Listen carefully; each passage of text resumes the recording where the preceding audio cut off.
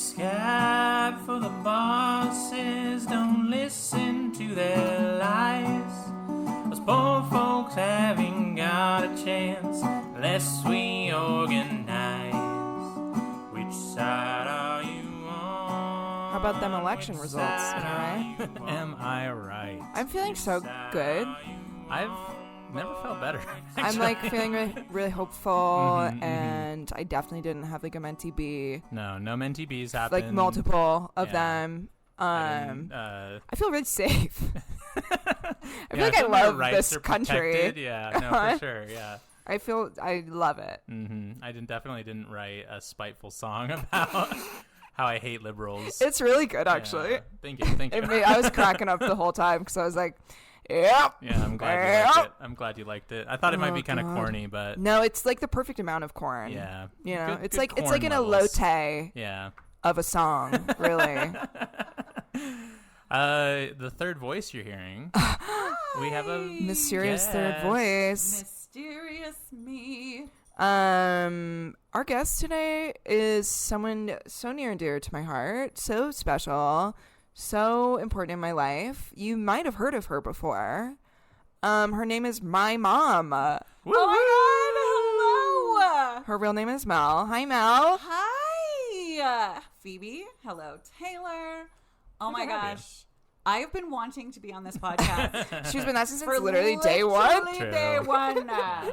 I am just so pleased that I finally have something that I can share with everyone in the audience. I'm happy to have you here. And, you know, I'm feeling like we need to call this episode in like the style of the Brat Extended album. Call it like Cult Month, but it's not October, but it's still Cult Month, or like something like that. You know, like her like Brat Extended album style of like. But it's naming three new songs. So exactly, it's exactly. It's Cult Month, but it's not in October, so it's different. But it's still folks, Cult Month. We were getting back on our feet. We missed Cult Month. I didn't realize until like halfway through that we missed Cult it like Month. Wasn't. That it was like it was October, and I was like, "Oh fuck!" And honestly, did anybody realize it was October until like it was halfway through? Me, you know, I knew because she was hurt. Literally texted Phoebe and said, "Why am I not on Cult Month?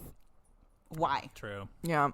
So this is our little Cult Monthy. Yeah. Our little extravaganza. You missed it. You needed it, and so we're giving it to you now. We've packaged it up. We've delivered it to your doorstep. You're welcome. Exactly. Amen. Yeah. I do just have to share a funny tidbit before. If you are a longtime listener of the show, or you know me personally, or you're my mom who's sitting right here, you know that I don't necessarily love to be around children. I just don't know how to interact with them. I feel like I'm going to break them or upset them. And I just I'm very unnatural around children. So I don't really know what to do with them. But last night we were hanging out at Maddie's, and his neighbors came over. They have a child that's like almost 2, and I was like blown away. This kid is the cutest thing I've ever seen in my life. And then at the end of the night, he gave me a kiss. Whoa! And I was like on cloud 9. I bet it was so weird. I don't know what happened to me. Like I was just like, this baby is so cute, which is rare for me. But you know what really got me? I was like. Again, I never interact with children, so it's just like I don't know how they work, but he like understood me. Yeah. He was drinking some water, and then he looked at his water and like held his water up and looked at me, and I was like, "Do you need more water?" And he nodded his little head yes. And I went and I filled up some water, and then I gave him the water, and then he reached his cup out to do cheers with me. I was like, your little brain like works, like your little brain understands. And then later in the evening, dude, I was like, holy fuck, like kids are crazy. And then later he was like trying to go down the stairs, and I was like, no, buddy, come on, come hang out with everybody. And he was like, he like did a little like, okay, and like toddled over. And I was like, oh my God, like he understands English. That's crazy. And then at the end of the night, his parents, he speaks Spanish too, or, you know, he doesn't, but he gets it. And so at the end of the night, they were like, his parents were like, okay, do you want to go give everybody besos? And I was like, I won't say the name of the child, but I was like to the little child, I was like, can I have besos? And he runs over and he puts his little lips out and gives me a kiss. And I was like, oh my God. Anyway, I'm still getting my tubes tied, but I was literally enchanted. Kids are all right. Kids are all right. I was enchanted by this child, which is you would never hear that coming out of my mouth. Oh yeah, no, this is groundbreaking. It is groundbreaking. Yeah. Yes, he was so cute, you guys. Yeah. Shocking Quite. as your mother. Oh, I know. To hear you say these things. I know. I was shocked myself, but he was so cool. He was so like chill and just hung out and was like really funny and doing funny little things. And I was like, damn, maybe there is something to this baby thing. Like, who knew? Babies can be cute and like entertaining. True. Yeah. Well, I don't know. Apparently, some people want some them. people like them. Yeah. And that's awesome.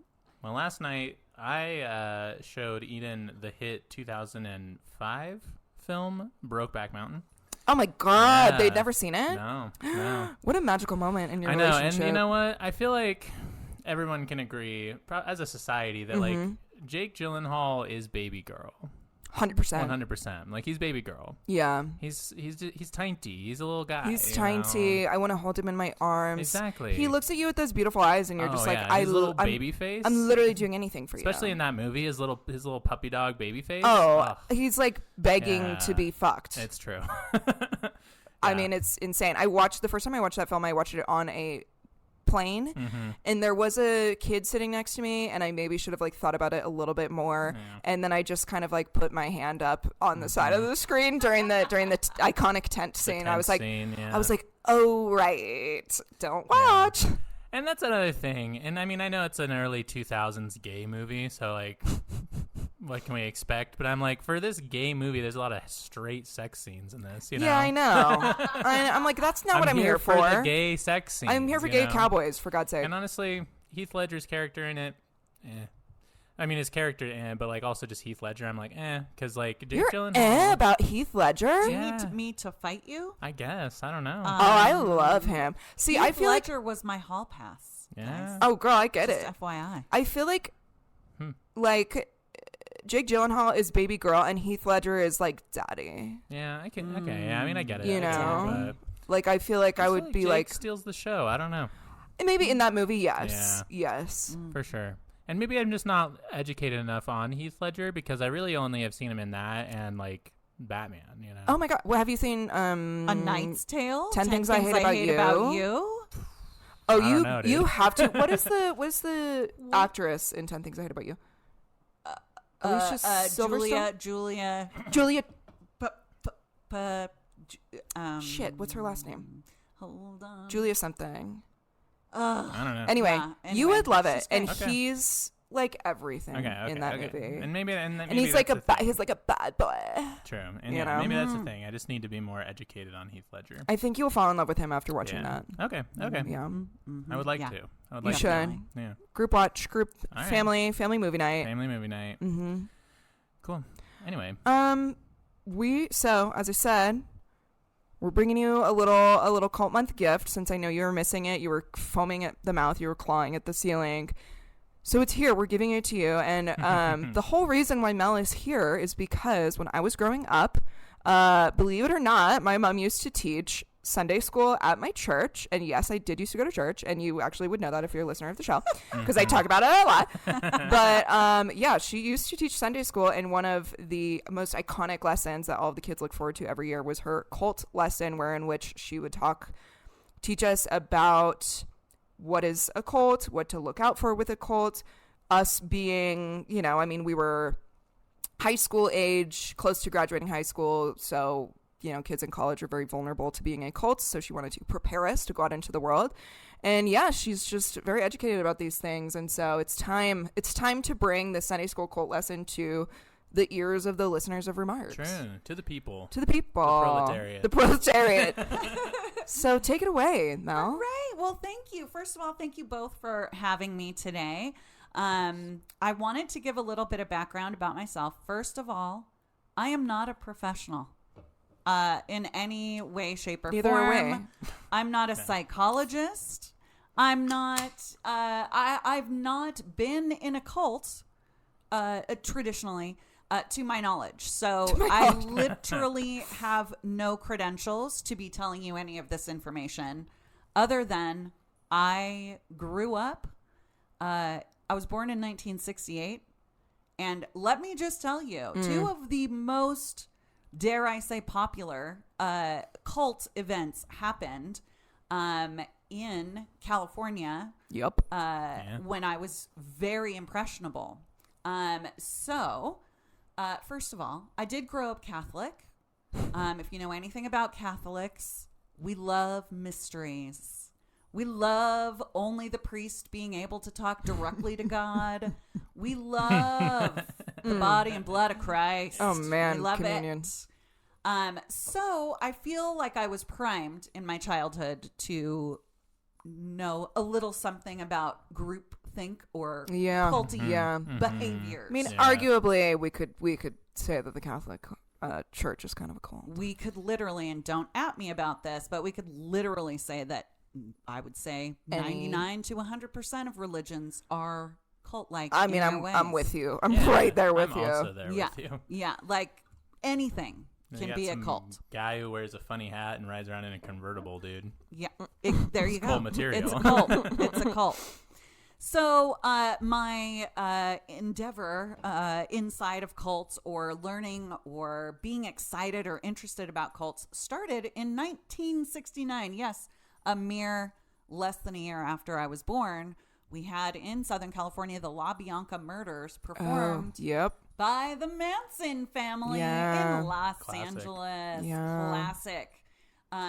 Soon after, followed closely in 1976 with the Helter Skelter miniseries and book. My mom read the book. I read the book as well, hid it, and read it. I was going to say in secret under the covers, so Grandma never knew. I had to sneak it from my mom. Harry Potter of you. That is Harry Potter of you. And mind you, I was like 8, 9 years old. Right. It just was so fucking fascinating to me. And then in 1978, we have the Jonestown Massacre in Guyana. All of these were televised. You have the Helter Skelter or the Manson family trials. You've got the Jonestown Massacre in Guyana.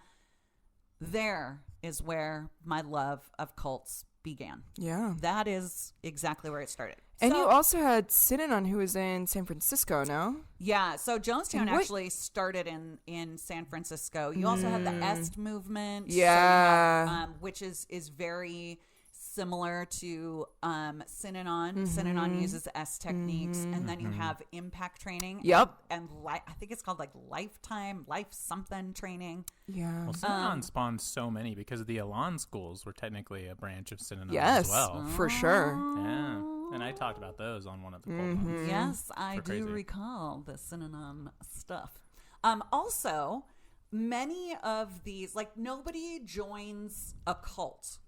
Like, the people that went to Jonestown, the people that followed Charles Manson, they didn't start out going, oh, hell yeah, I want to be brainwashed and sleep deprived and food deprived and dependent only on my leader.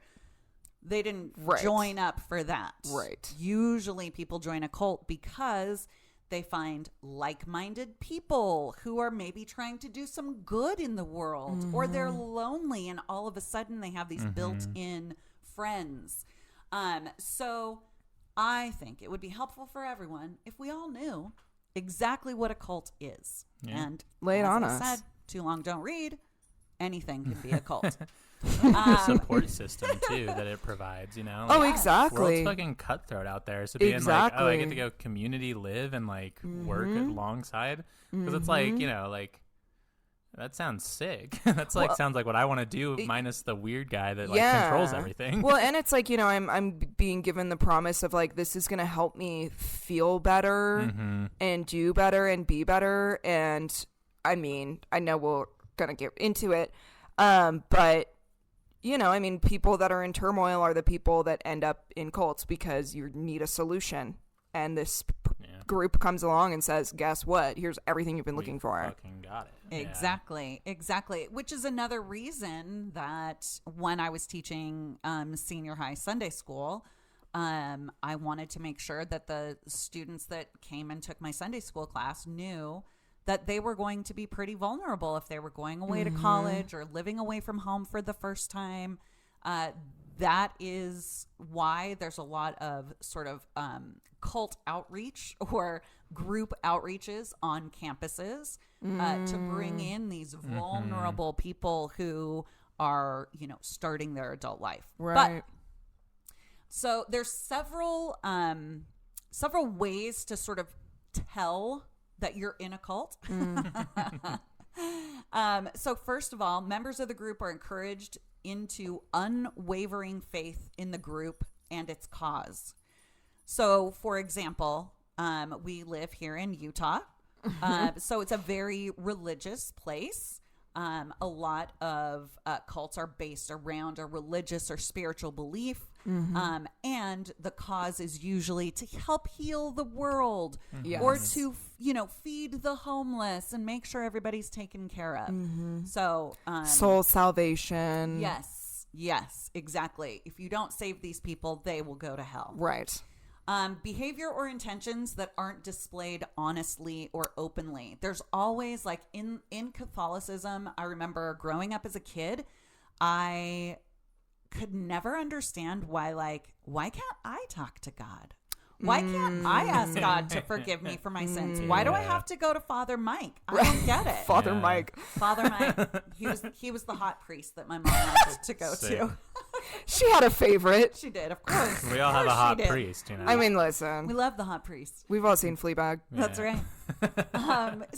And then there's also some knowledge that is obscured. Like, there's some knowledge that you can't get until you reach a certain level of trustworthiness within the group. I.e. Scientology. You don't get to learn about the Mormon church. Yes. I.e. the Catholic church. It's very interesting because I've done a couple of my Cult Month episodes on like right-wing movements. And their tactics are so similar of like, like, oh, like you're red-pilled, so you like now see how the world actually works, and like this like promise that like, oh, we can make your life better because, we're going to bring back the superiority of the white race and all this stuff, And it's very, and then like what you were saying, like preying on like isolated, like college age kids. Like, that's a huge part of how they do it. It's like their recruiting tactics are the same. It's these lonely guys who, are probably having trouble with women, maybe are like,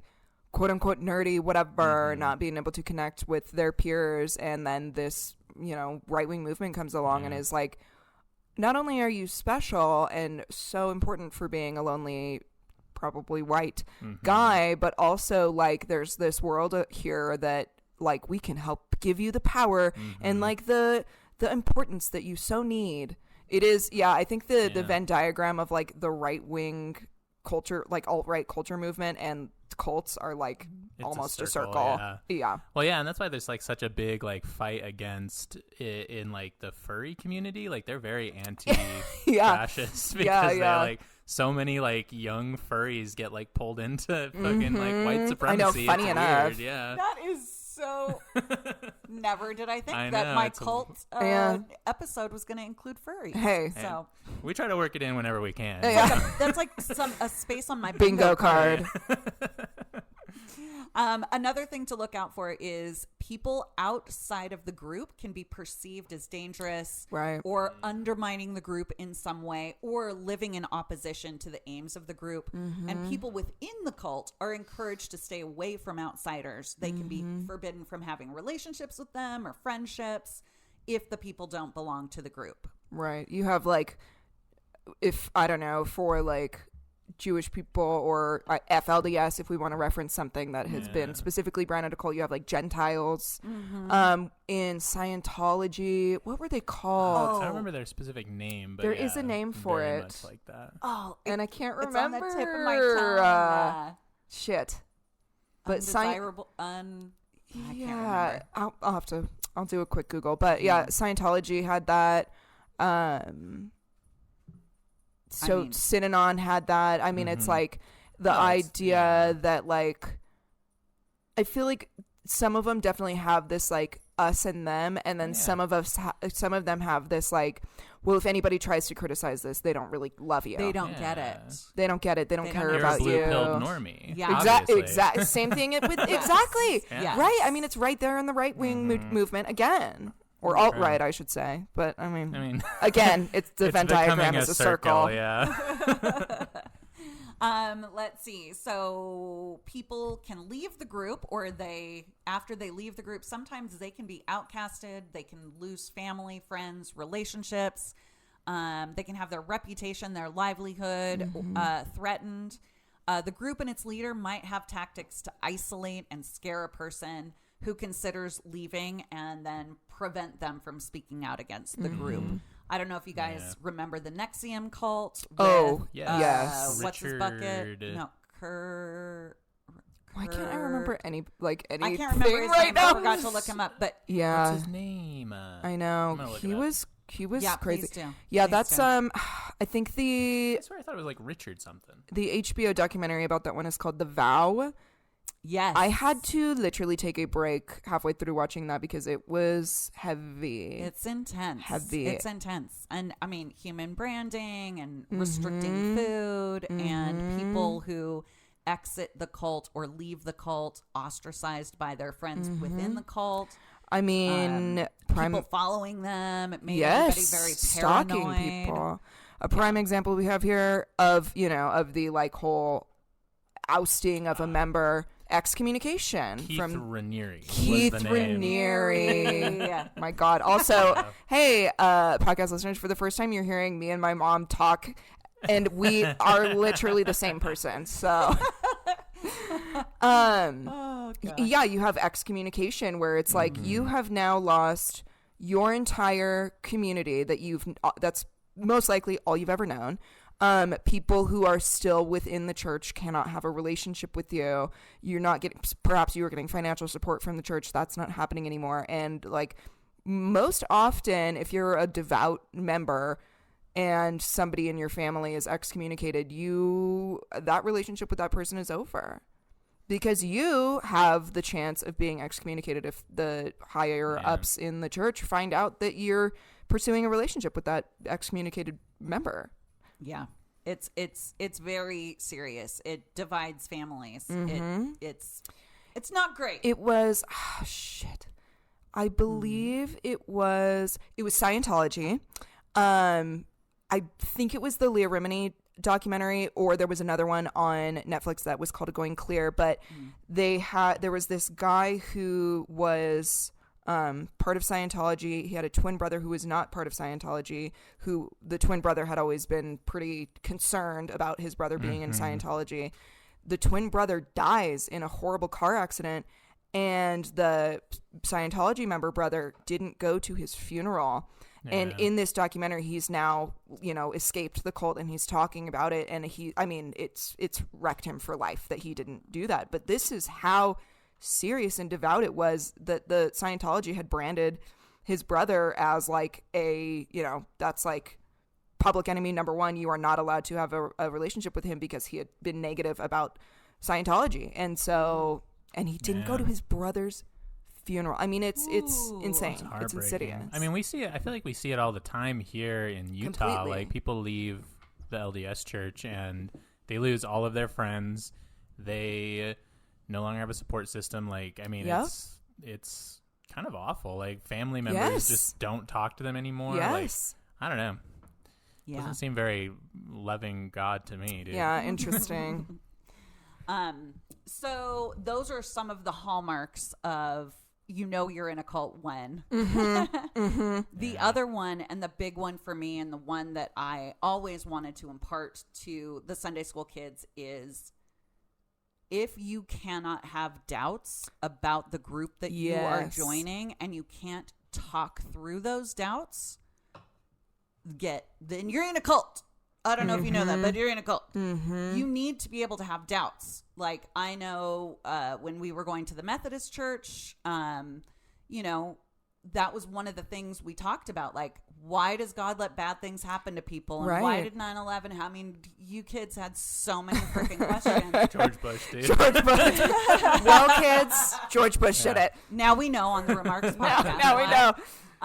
But, not being able to express doubt in an all omniscient, all powerful God really leaves, it's either black or white. There is no nuance. And I feel like we have so many religions because we have so many ways of worshiping whatever it is we want to worship. Right. And if you're not able to discover what feels good in you and what you're doing, then yeah. That was something that I did enjoy about the church that I grew up in. Was like, I don't know. I mean, I really like, I think I've said it on the show and I'll say it again. Like, most of my religious trauma, I think, really comes from, I mean, I don't know, A, the concept of religion in general, and B, those crazy group work camps that I went to. But you're welcome. Yeah. Hey, well, I liked it at the time. But like my actual church that I grew up in was pretty chill. Like, I always felt like, and I mean, my mom was the literal Sunday school teacher, so you can get an idea of what we were talking about in there. But yeah, I always felt like I could ask questions to the right people, you know? I always felt like I could wonder about things and ask about them without getting reprimanded or told I can't ask those questions. So shout out to Hilltop United. Hilltop United They did pretty all right. You're pretty good. all I don't know right. how they are now, so don't take that as a you It's not know, an endorsement. No, but You know what? You know what we is are an endorsing? A good old-fashioned break, Yes, dude. a good old-fashioned. Someday in the future, there will be products and services in this Probably. Products hole and services. right here. That would be cool. Products and services Anyway. in the hole. Anyway, break. There you Hey. go.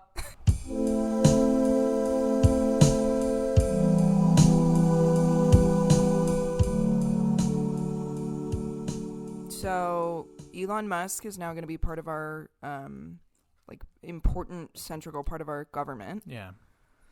allegedly, Yeah. for fake departments that's made up and doesn't do anything. Uh-huh. It's called Doge.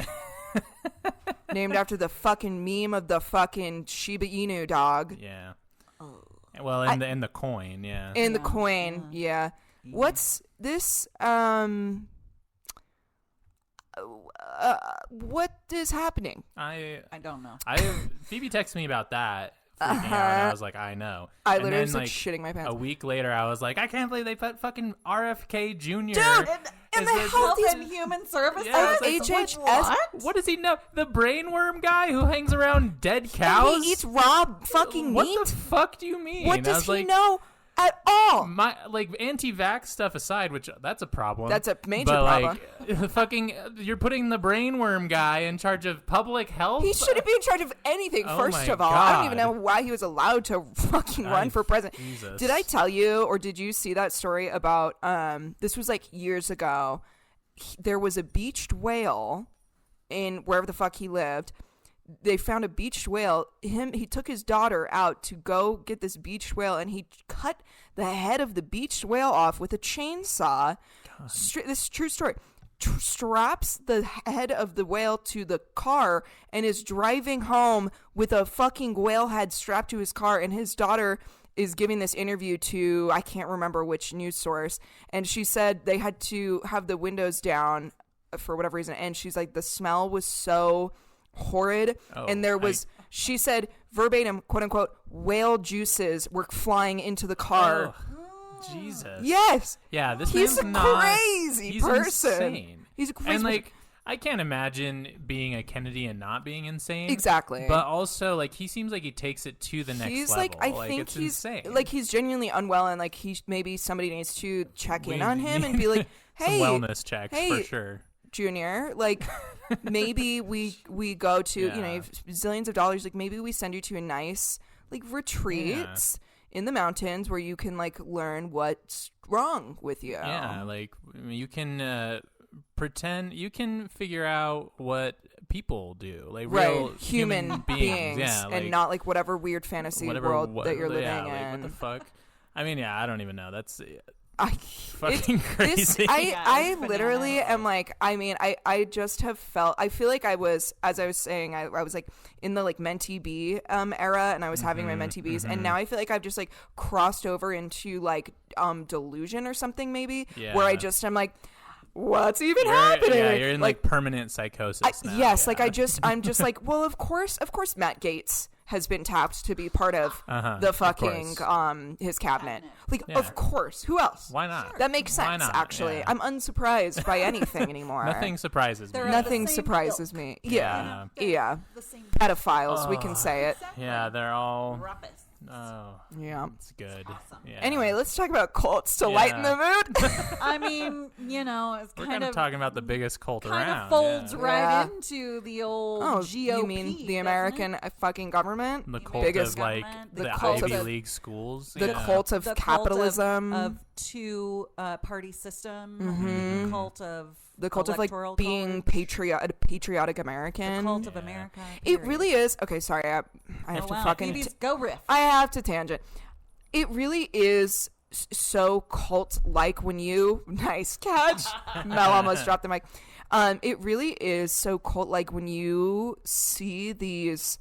And maybe not even necessarily like MAGA Trumpy, like Proud Boy crazy people that are like protesting, but like people that are like crying during when somebody sings a national anthem at a sports game, or who are like so into America. You're like, we've talked so many times about how fucking weird the Pledge of Allegiance is, dude. Exactly. You're telling me this second grader understands that they are pledging their allegiance like the name, it's in the name, to a country that they know nothing about? They don't know how our country works. It's brainwashing. And also they're being lied to about how the country works because our school for system. Sure. But yeah, it's like you can almost see this like cult like craziness in these really, really hyper patriotic people's like devotion to this country, and like this like, don't you say a single bad word about it. And you're just like, wow, it is brainwashing. Like, you've been fully brainwashed into being like,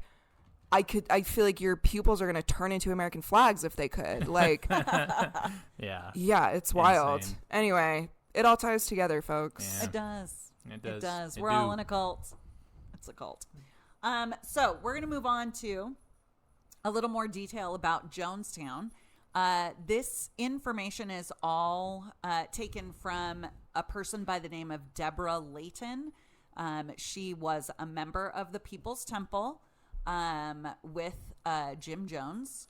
She is a survivor of the massacre and author of Seductive Poison, which is just the most awesome account of how she started in the cult and then how she ended. She actually is the one who brought the cult in Guyana to the attention of the United States government. She was very concerned about her friends and family. Was she there during like the Kool-Aid situation? Or did she get out escaped before? On the plane.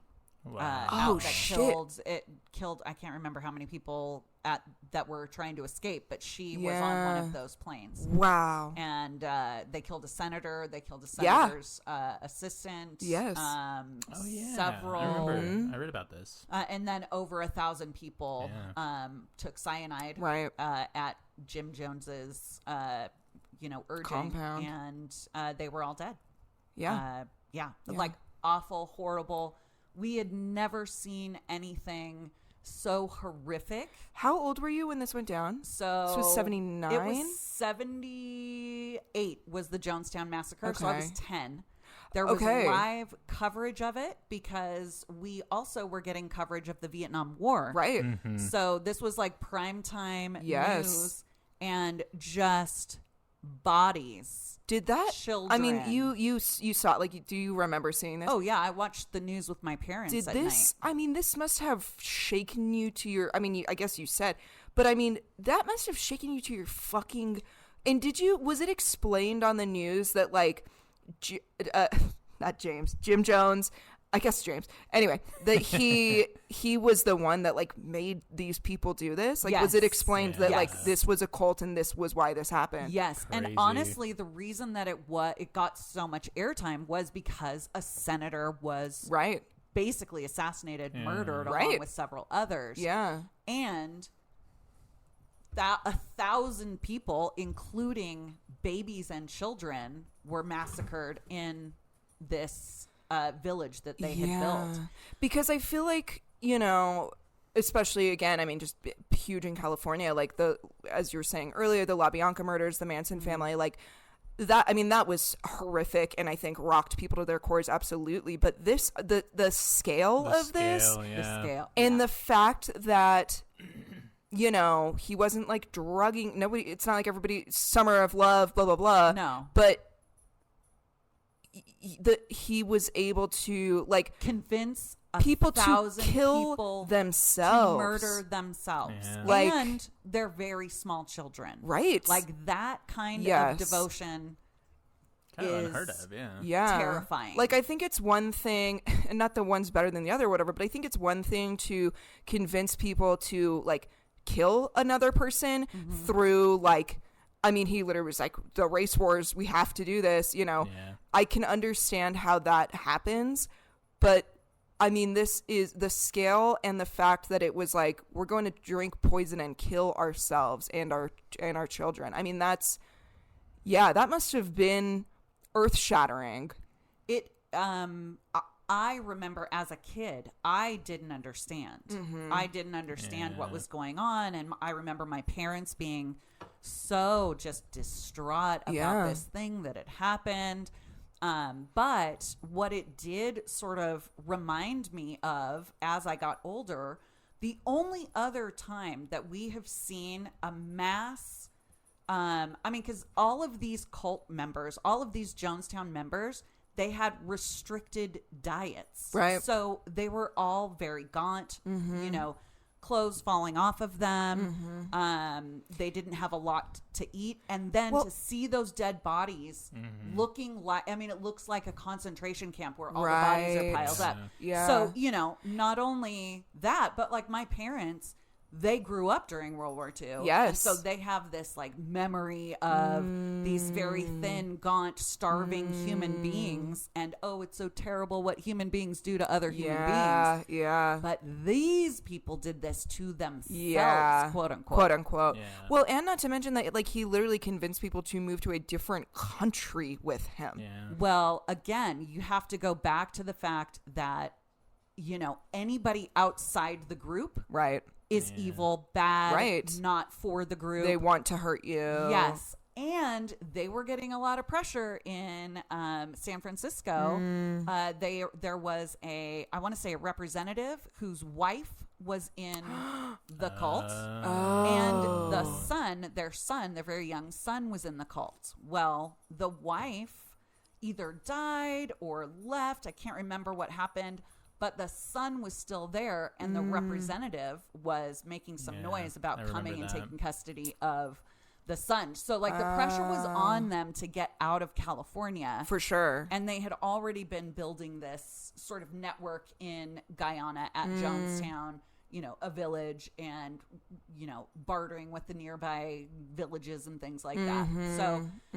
So it was like that was the next step, was to get everybody the fuck out of California so that nobody goes to jail. Well, and then sorry to interrupt. That's like another classic cult step when things are becoming like, you know how when like a serial killer or a killer starts like killing a bunch of people, they call it like berserk mode. Like like this is how you know like a cult is going berserko mode, is when it's like they're going to try to move you to a second location. Yeah. That's when you're like, shit is so fucked. When Scientology was like, we're going to the sea.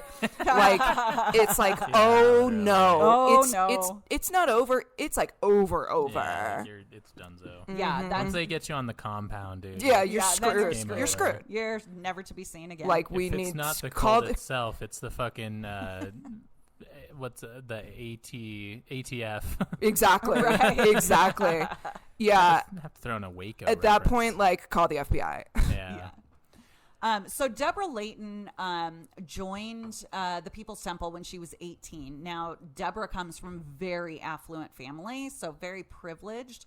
And Deborah talks about having a lot of sort of guilt, privileged guilt. And the People's Temple was, at the time in San Francisco, all about outreach. So it was very much reaching across color lines. So very, you know, we're talking 60s. Right.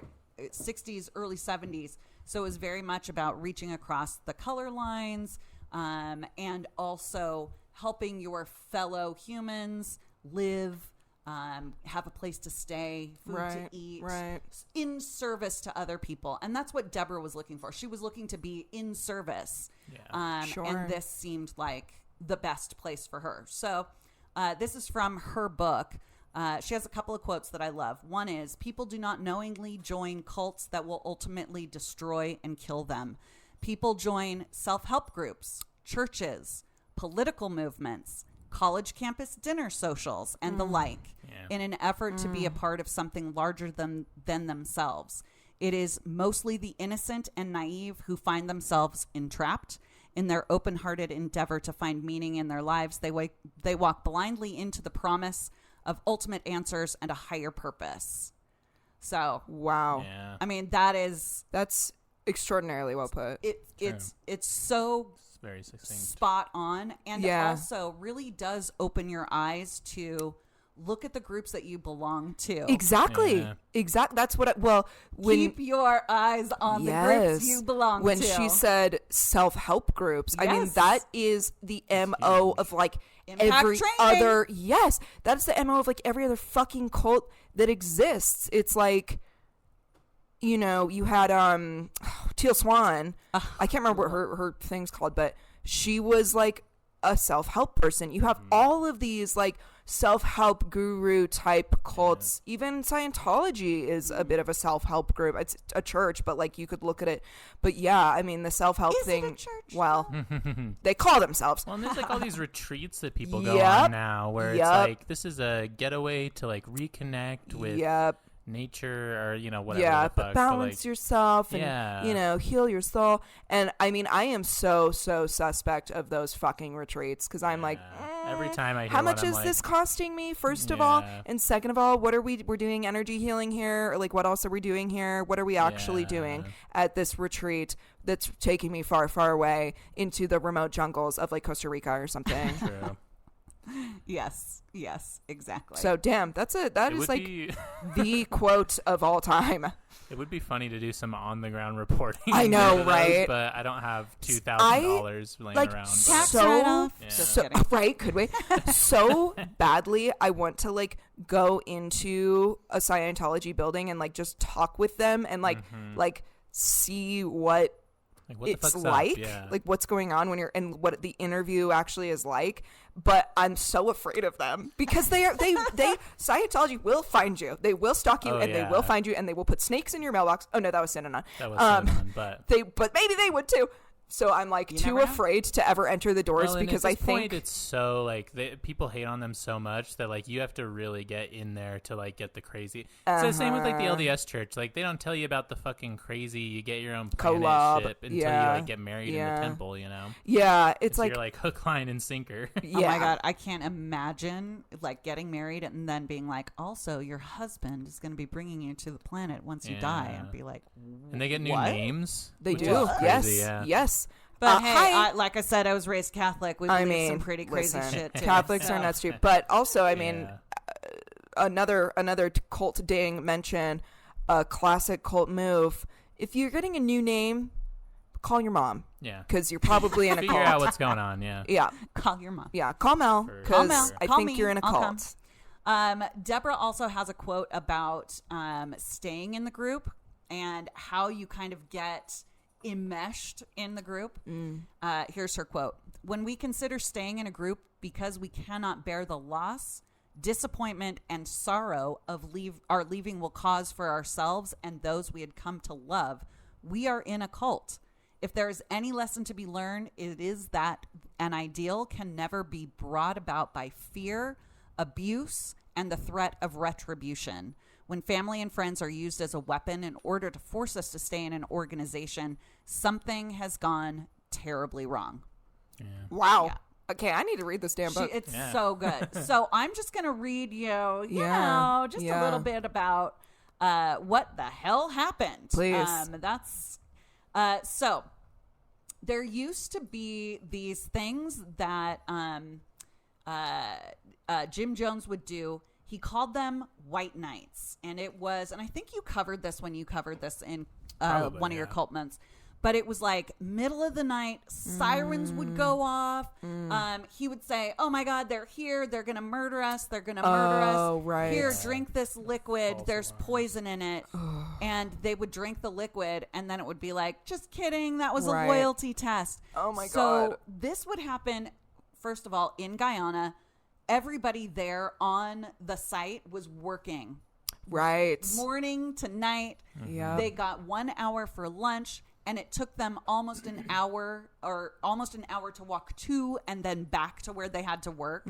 So like they didn't have sleep. They were deprived of food. They their bodies were so weak. You're because exhausted they were from working laboring. and working and working. So, these white nights were even more terrifying. If you think about anytime you've been up super late, or let's say you've been up for 24 hours and like everything's kind of funny, but it's not, then it gets serious and your brain doesn't function well. You feel like you're high. Yeah, you feel like you're high. You're having hallucinations. Right. So imagine you finally are sleeping and then sirens blaring in the compound and everybody running out chaotic. And they're telling you that like they're coming to get you. The government is here to get us all. Yeah. Exactly. I mean, that's horrifying. And you probably are believing it because yes, why wouldn't you? Yeah. Worth mentioning, that was the move from the FLDS cults. They were always pushing the idea that the government was going to come after them and take them all and kill them all, and they weren't doing the white knight thing per se, but they were always pushing that narrative and would always that's why they would have these huge stores, and Mormons of not FLDS but just LDS without the F do have these huge stores of food and these what do you call that? Like kind of prepper thing where they have like this giant pantry in the basement filled with like all this fucking food because they're like the end times are coming and the government is gonna come and kill us all. Yeah, very Seventh-day Adventist. Totally as well. same thing. I mean, right? It's same like vibe. It's how we always say where like these cults are just a mirror image of each other, essentially, or just another branch off of the tree, the culty tree, the tree of cults, the tree of cults. Episode name. So Deborah, who was pretty high up, she kind of worked her way up through the ranks, and she was very good with money. She had studied money, and so she was put in charge of all the donations. Now, the donations come from the members who sold their homes, gave all their money to the People's Temple. It was a very communist type group where all the money goes to the whole group. Sadly, weirdly, the whole group was not getting the benefits of all this money. It's so strange. So bizarre. Strange. No meat for them, but Jim Jones was in the back having, steak and potatoes every night. So I don't know where that money's going. But anyway, so Deborah, that was one of the things that kind of made her go, oh, that's weird. We're getting all this money in to build this place in Guyana, and yet nobody is being paid. Where are we Nobody seeing? is getting good food. Where is this money going? Right. So she started to doubt things. But one of the things that cults do is they have each of you report on each other. Right. Always, right. Yeah. So there were severe punishments, reduction of food, depromotion. What's that called? Demotion. Thank you. You were right there. I was so close. Demotion. So, you may have had some freedoms because you were in the upper echelons. But if somebody said, Deborah said she didn't like the way that Jim was looking at Mandy, then Deborah would be knocked down a peg and be sort of demoted. So basically, Deborah had to kind of play this game where she was like, absolutely, I will carry out the banking for you in places that aren't Guyana. Of course. So everything's fine, and you're the best, and I'm love you. Not questioning anything at all. I love every aspect of this, and I think it's all totally kosher. She also was paranoid that he had people following her around as well. Right. So she had to covertly submit this affidavit. She was really trying to get the government to come and like do something. But every time the government came or any representatives came, it was like everybody dressed up and pretended they were really happy, and they rehearsed for this kind of thing. Jeez. So it was a very difficult thing for her. But 6 months before over 1,000 people unalived themselves, she alerted the government via affidavit. The purpose of this affidavit is to call attention to the United States government the existence of a situation which threatens the lives of United States citizens living in Jonestown, Guyana. The affidavit is on her website. It goes over so many things, but this is one of the ones that really stood out to me. During one white night, we were informed that our situation had become hopeless and that our only course of action open to us was a mass suicide for the glory of socialism. We were told that we would be tortured by mercenaries if we were taken alive. Everyone, including the children, was told to line up. As we passed through the line, we were given a small glass of red liquid to drink. We were told that the liquid contained poison and that we would die within 45 minutes. Oh, my God. We all did as we were told. When the time came, we should have dropped dead. Reverend Jones explained that the poison was not real and that we had just been through a loyalty test. He warned us that the time was not far off when it would become necessary for us to die by our own hands. Wow. Woo! Man, Wow. really like frog in the boiling water, dude. Like it just gets worse and worse, and then and then happens. it's like you're so deep into it, and I think, as she was kind of saying, and we were kind of saying, there's like that sunk cost fallacy that's what I as was well. gonna say. Yes. Like, And you can't be wrong. You just gave 10 years of your life to this, right? right? Because And if my you, house. Yeah. if you get to the point that now you've literally moved to a fucking different country, and you moved your entire family there, and you sold everything you own, and you're giving 100% of your money, and you're laboring day in and day out, and then now all of a sudden you're doing these mass suicide drills. It's like, I can't back out now. I mean, Yeah. I've literally given my everything to this, to the point where I don't even live in America anymore. Yeah. I live on the opposite side of the fucking world. Like, to snap out of it at that point, it would, I think, damage your like inner ego so much that, I mean, I think that's why most of these people weren't able to. Yeah. Because us looking on the outside in, hearing like, oh my God, you were doing mass suicide drills, that's crazy. But when you think about, and I think, which is why it would be really worth reading, tell me the name of the book. It's called Seductive Poison. Great book title. Why reading Seductive Poison would be so great, because I think, it would really lay out like how you get to that point, and how when you're to that point, you still can't pull yourself out. Yeah. Because it is become the epicenter of your entire world, and you have literally laid down your entire life for this. So if you back out now, you realize You lose. everything you believe and everything you've devoted your life to is a fucking lie. And not only that, but it's like a dangerous, terrifying lie. Yeah. And I mean, it also, Deborah also had, I think her mom was involved, her sister, she had a boyfriend, friends, like she Her whole was community. responsible for bringing these people into the Right. people's That's temple. another piece of it as well. So, like, if you leave, if she leaves, she's like, I was wrong. I don't know. Like, then Right. you lose out on the people that you love and as you well. and you feel you have feel you have to guilty. feel that responsibility of, I have screwed I've these fucked people this up. over. And it's easier for you to feel like, to continue just believing in it harder and harder, than to feel like, oh my God, I am responsible for the death like, of I the made a people who I mistake. love the most, Yes. because I brought them into this. Yeah. Yeah, totally.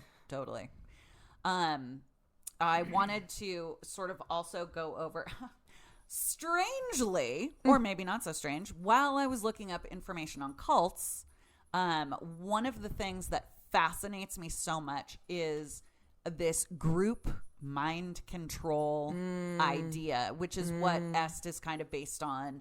Or at least they do this. Impact trainings do this as well. But there's like certain steps that you can take to facilitate group mind control. And these things. Cinnanani. MK Ultra showed up when I was looking at group. How interesting. My favorite. Fascinating. How interesting. How fascinating. MK Ultra. Yes, MK Ultra. So some of the ways, I'm just going to tell a little bit of a personal story about Please. impact training. Ooh, I was wondering if we were going to go there. Of course we are. Okay. Of course. I think you probably mentioned it on the podcast. I've mentioned it lightly for sure. So a few years back, my brother decided that he was going to go into impact training. Now, mind you, a little bit of backstory on my family growing up. My father passed away when my brother and I were teens. My mom raised us after that. And my brother was a serial college attender. I think my brother went to college for about 15 years. Oh my God. So he got a bachelor in science, he got a master's, and then he got a PhD, and then he got a master's in business. So like, this guy is very educated, like super educated. And also because he was going to school, my mom foot the bill for a lot of my brother's things, which, you know, she was big education person. So my brother at this time decided that he was a little bit lost. Guess what? He was in college and living away from home. I know, it's crazy. Shocker. So he decided to join an impact training, which was 4 days from 8 in the morning until about 1 o'clock in the morning. Jeez. With a graduation. Red flag. Yeah, exactly. And you're not allowed to leave. Like, course. you have to go and stay. The whole time. The whole time. So I was out visiting with Phoebe and her sister Zoe, and we were at Disneyland with Greg, who we never see. And he's like, I've got to leave. And it was like 5 o'clock in the evening. And I'm like, where are you going? And he's like, oh, I got this training I'm going to. It's really cool. And I remember Phoebe and Zoe were like, don't leave, Uncle Greg. And he's like, I have to, so that I can become the best Uncle Greg I could ever become. I literally remember that to this day. At that moment, when my brother said, I'm going to become the best Uncle Greg, I peppered my mom with questions like, what in the hell is this thing? And what is he doing? Right. So your girl did a little research because your girl was feeling some vibes that I did not like. Her cult spidey senses were tingling.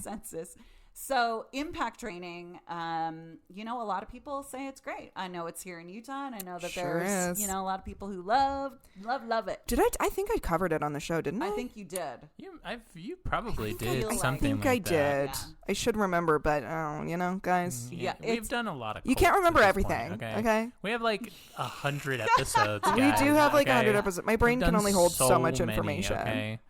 But you know what we do every episode? Oh boy.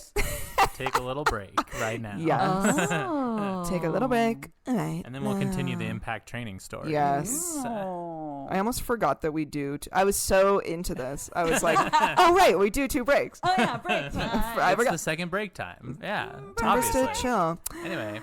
Break.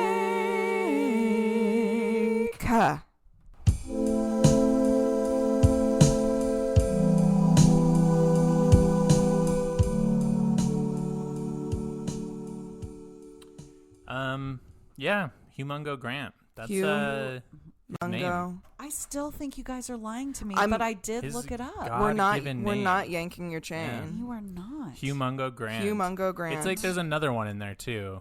It's yeah, like Humongo John I looked it up Grant because I did not believe John you. Grant. But yeah, no, his name is Mungo is in there. Humongo. And I think that's beautiful. I think maybe his parents are really hilarious. I think, yeah. Can you? Hilarious. They're like they were cracking up when they were like filling out the birth God. certificate. Look at this cute little baby. So Let's we're call gonna him name him Humongo.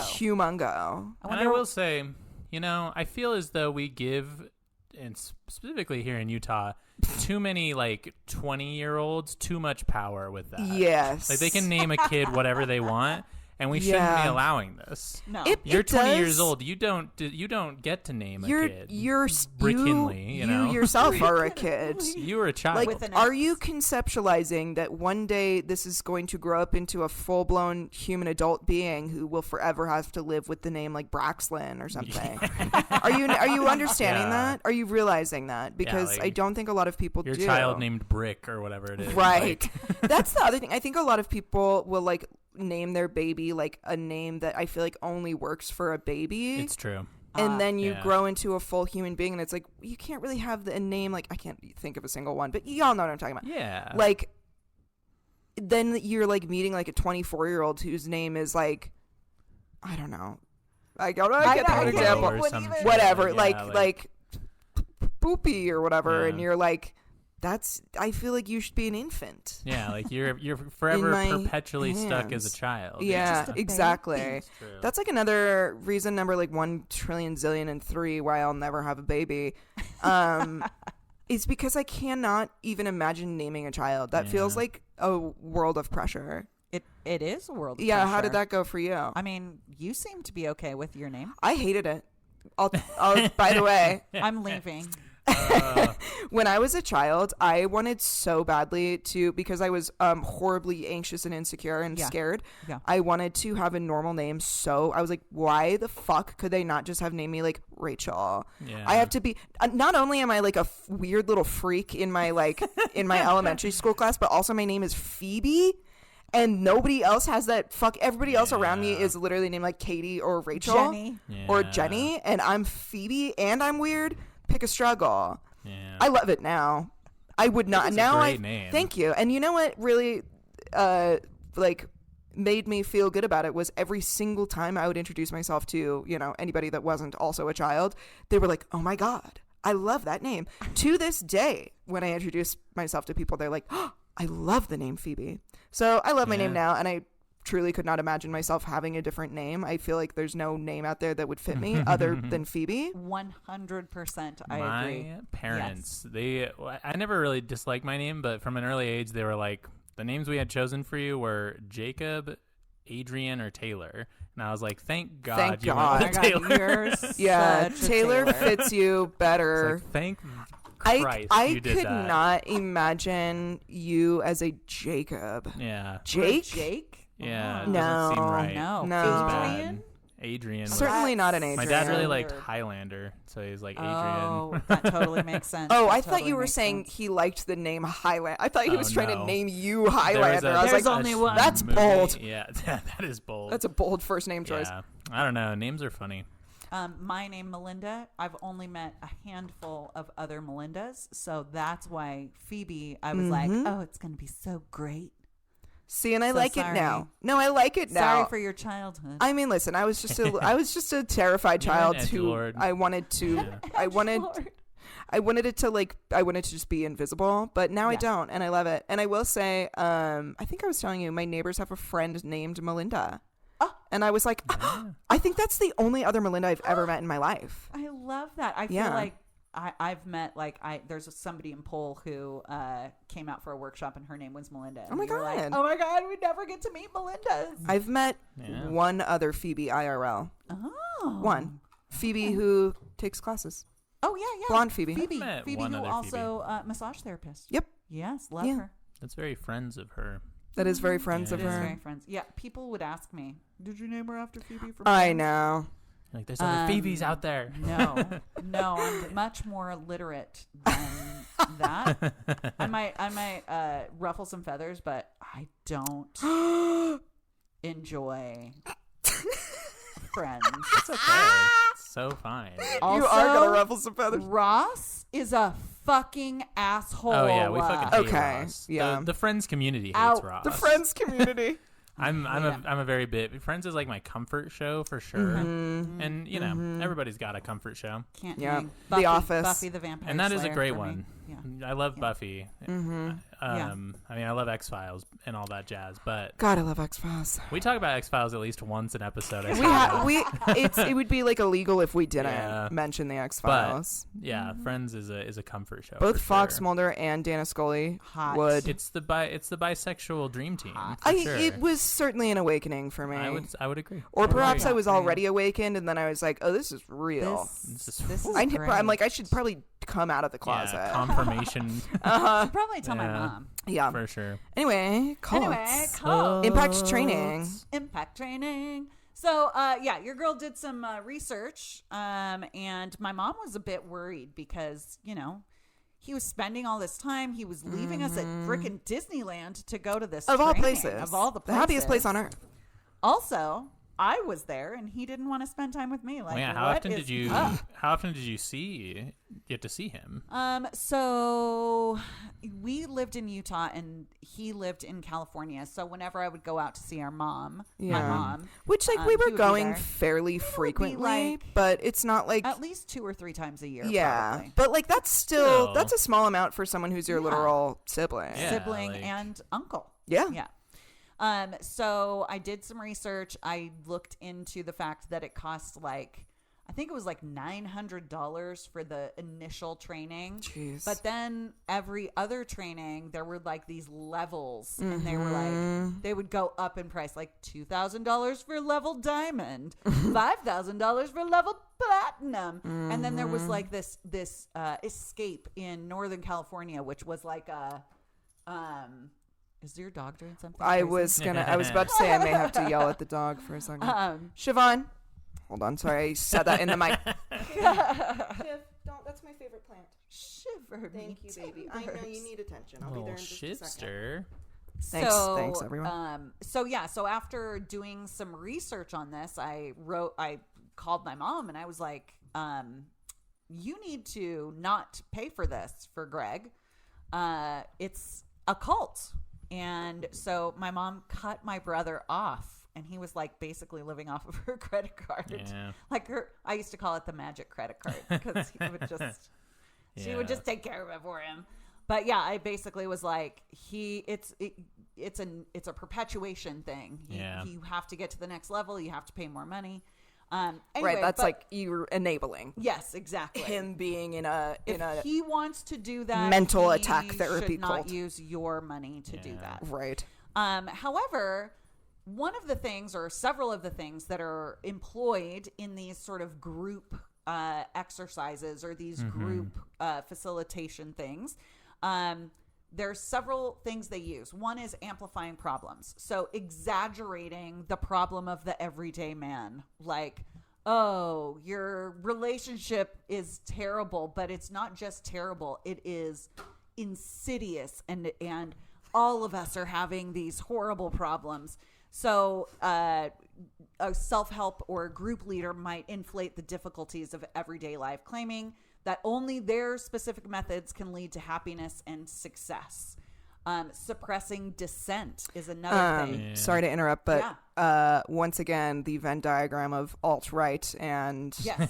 I mean, that is literally. like textbook. They're like, oh my God, us white men are suffering so greatly. We live in a world that men can't be men anymore. I can't make terrible jokes to my friends in Xbox lobbies I can't anymore harass because my secretary. girls are in the Xbox lobbies now. I can't say I want to grab him by the pussy anymore. It's so bad. Apparently, It's we so can weird. say that though. You can Yeah, say absolutely that and we still can. become president, baby. Yes. Wild. Yeah. Crazy time we live in. Suppressing dissent. So leaders discredit or dismiss dissenting opinions within the group, ensuring that members remain loyal. In a workplace, a manager might label an employee who questions company practices as not a team player or disloyal. Ugh, that just butters my brain. You think about the word union and you'll get that. Yeah. Get out of here. It's funny But no. how much I also see this cult like I don't know, fucking tactics employed in like business retreats and like business strategy meetings. Oh, totally. Youth group mission trips. Because they were. Yeah. I mean, arguably, I'd say even like self-help books. Oh, wow. Absolutely. Just like you get addicted to reading self-help books, like the same way you get addicted to like that dopamine of going to a whatever fucking impact training. Meeting. Right. Like, Absolutely. Right. Absolutely. And in these groups, like part of the EST, and I keep talking about the EST. That's a thing that came out in the 60s, which was like a self-help training thing. And much like you guys talked about when you talked about Synanon and when you talked about the game in Synanon. Yeah. Yes. So these impact training, LifeSpring, they all have that same thing where you're in a group and then you are put into the center of your little group and you're supposed to like, tell us something that makes you mad these days. And then, you're like, I don't know, people not following the speed limit. And then it's like, I bet you don't follow the speed limit either. And it's sort of like this moment where you're like saying something you don't want. And then the team is like, but you do that. You're a bad person. And it's supposed to break you down so that they can build you back up into, whatever their belief system is. But because it's in a group, you feel this like weird pressure to be like, oh, I feel so much better now that you've told me this. Or, wow, these people, I must be super close to you because I've told you all these terrible secrets or things that bug me or things that I don't like about myself. Yeah. Well, so now you're in. And as you get more and more, I mean, you'll be with impact training specifically and with a lot of other ones, you'll be at these things, seminars, whatever you want to call it, for like hours and hours and hours, not getting food, not, you're up till 1 a.m. You need to go to the bathroom. And so you're being mentally manipulated to share more and more vulnerable things. Yes. More and more like ammo essentially is being given to this group. And I mean, that right there again is another reason why people have a hard time leaving, because it's well, then they know everything about you and it's like they kind of hold it over you. Yeah, it's blackmail.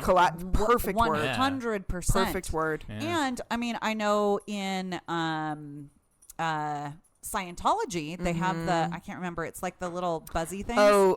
It's like some sort of training. I remember anything that is named in Scientology today. But it's like you are being interviewed by a peer.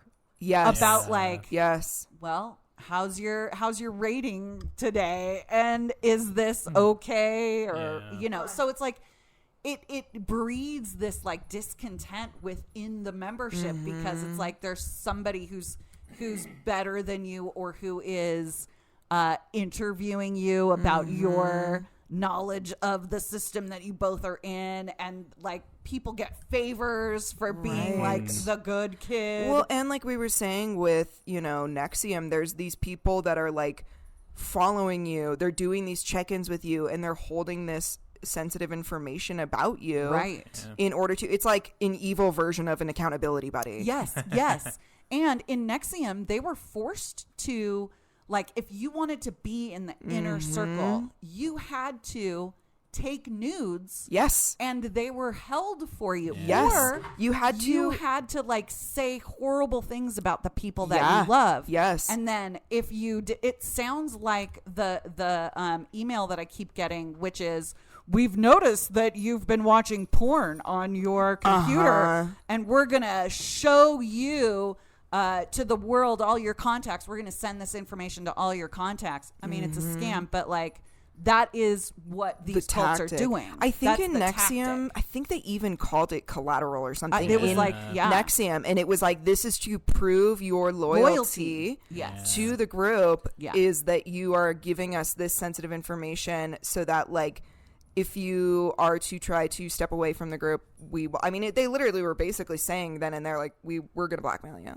Yeah. Well, and not to keep hearkening back, but like, that was like in every like fascist movement, that's like a key portion is like selling out other people and like having this like weird like state of being monitored all the time. I mean, like, HUAC. Yeah. No, literally the House HUAC. Un-American Activities Committee. And I mean, yeah, that was like huge in Nazi Germany. Like, it's Right. like how it happened. So, I mean, it's Yes. very much the same playbook. And it forces you to be compliant with all of the things that you're doing, because you're like, if I step out, I know for a fact there are other people who are either employed to report me, frothing at the mouth to report me. or like you get a reward if you report somebody, and so you're like more likely to just continue to follow along with everything no matter what it is. Yes. And you also are looking to report other people because you get a special reward. You do. Yes. It's like a You get to terrible comb Hitler's mustache. right. Yeah, his tiny Yeah, you mustache. get to run a comb across it. I think That's your reward. the pinnacle of this strategy or these techniques, my favorite, the one that everyone uses, creating an external enemy. So in Nazi Germany, you have Jews being the external enemy, ruining the economy, taking your jobs, owning property that should be yours, coming from immigrants coming from somewhere. Those are the enemy. I mean, you have the Republican Party right now is calling anybody who is a Democrat or a liberal or a left-leaning The person. cultural Marxists. The cultural Marxists. We're so there's always this external enemy that we're all together fighting against. That you can point to as being the reason why you're suffering. Yes.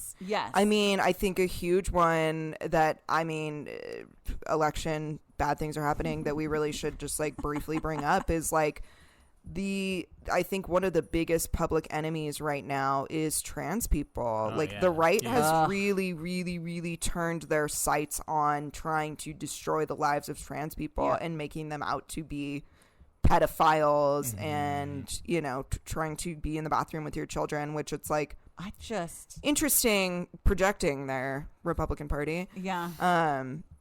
But anyway, just have to mention that's a big one, and it's really unfortunate because I feel like a lot of specifically white cis gay men are like, fuck you, got my rights. So fuck all of y'all. Yep. Like for my own safety, I will not fight for the rights of people who are part of my community. Which is it's so fucked heartbreaking. Terrible. Yeah. It is. Anyway. Because literally jump back 50 years, you were in the same fucking boat. With the exact same rhetoric. Yeah. Yes. Exact same rhetoric. Yes. Anyway, common enemy.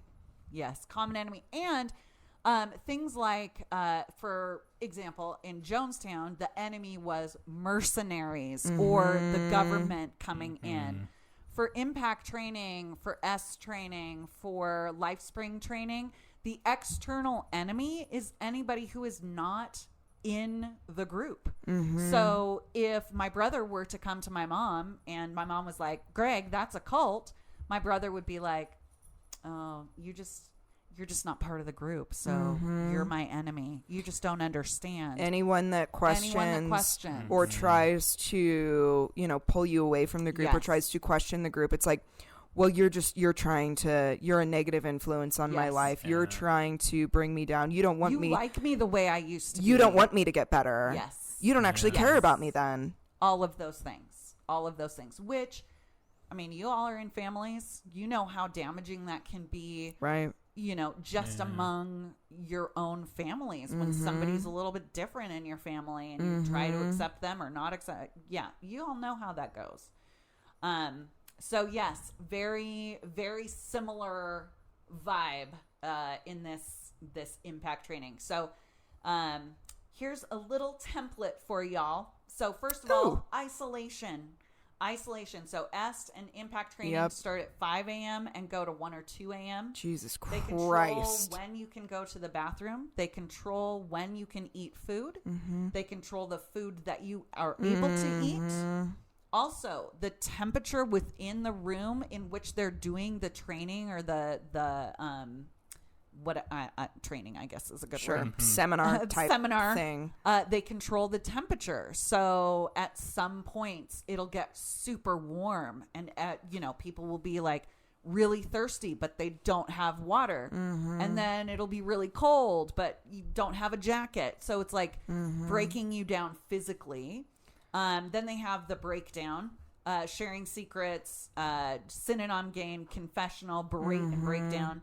They also have group speak. So there are certain terms that the cult will use that are very like group only that outsiders wouldn't understand. Right, like their own terms for things. Yes, sort of like if, I don't know. Like going clear in Scientology. Yes, exactly. Or, I mean, God, y'all do it with friends. You right, have like we have little inside jokes. Inside jokes. Like Taylor and I, oh, you're going to come over tonight? Oh, would you grab some Pizzlies before you get here? And we're saying a beer or a seltzer type drink. Yeah, and I wouldn't know what the hell that was. Oh, could you stop at the Glizzly Slizzlers really quick? You are a cult, basically. Yeah. Just the two of you. For sure.